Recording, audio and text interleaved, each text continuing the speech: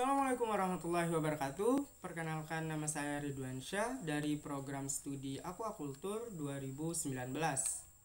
Nah, di video ini saya akan menyampaikan dan memaparkan praktikum manajemen kualitas air terkait manajemen kualitas tanah untuk budidaya di tambak atau kolam. Nah, adapun tujuan dari praktikum kita pada kali ini yaitu untuk mendapatkan tanah dasar, tambak atau kolam yang optimum untuk budidaya ikan maupun udang. Nah, setelah mengetahui tujuan dari praktikum kali ini, selanjutnya ada alat dan bahan. Nah, alat yang digunakan untuk praktikum pemupukan dan pengapuran yaitu ada skop, akuarium, dan juga ada ember. Sedangkan bahan yang digunakan, yang pertama ada tanah, yang kedua ada kapur pertanian atau rumus kimianya CaCO3, terus ada urea, dan yang terakhir ada TSP.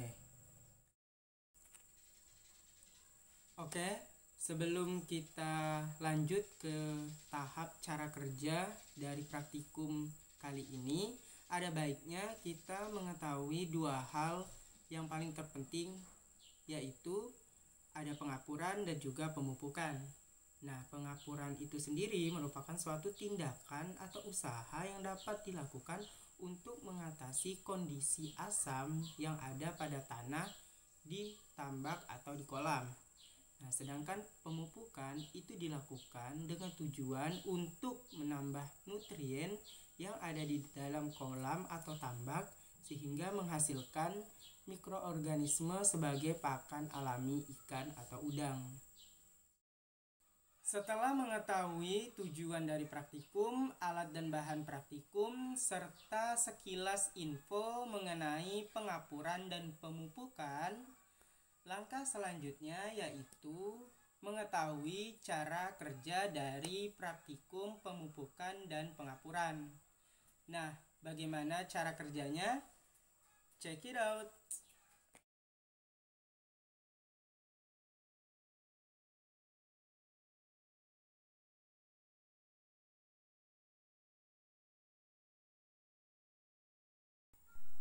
Cara kerja pengapuran dan pemupukan yaitu pertama, masukkan tanah ke dalam akuarium dengan ketebalan kurang lebih 10 cm.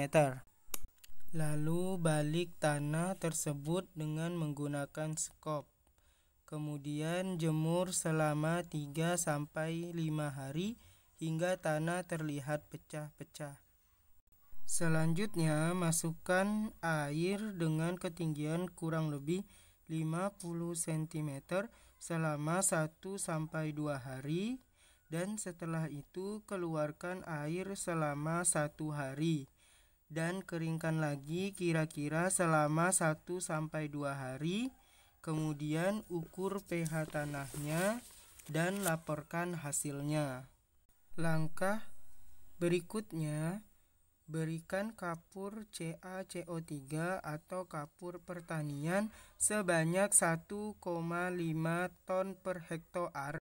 Lalu keringkan 2-3 hari dan kemudian padatkan.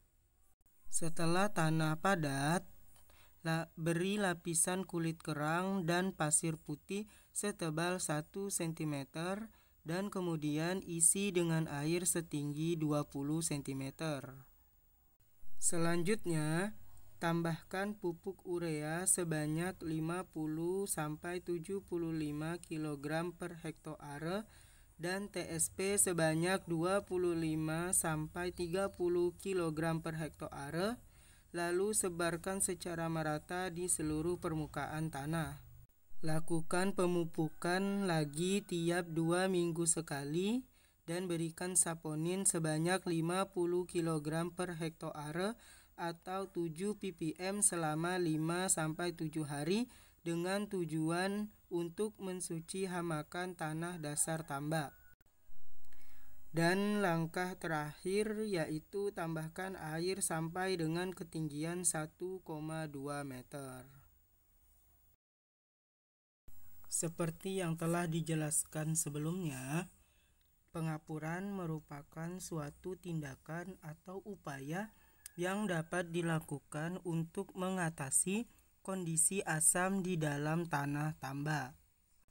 Penanganan terhadap perubahan pH di dalam kolam air media budidaya bisa dilakukan pengapuran dengan menggunakan kapur dolomit atau kapur pertanian, dan sebaliknya, jika pH tinggi bisa dilakukan pergantian air tambak.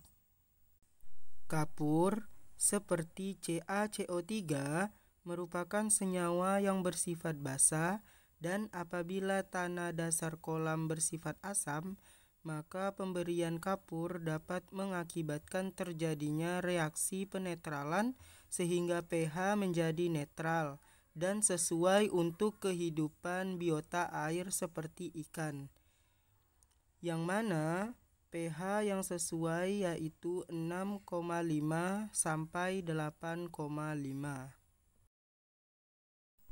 Sedangkan pemupukan merupakan usaha pemberian nutrien ke dalam tanah atau kolam dengan tujuan untuk meningkatkan produktivitas primer media atau daya dukung media dalam menghasilkan makanan alami bagi mikroorganisme.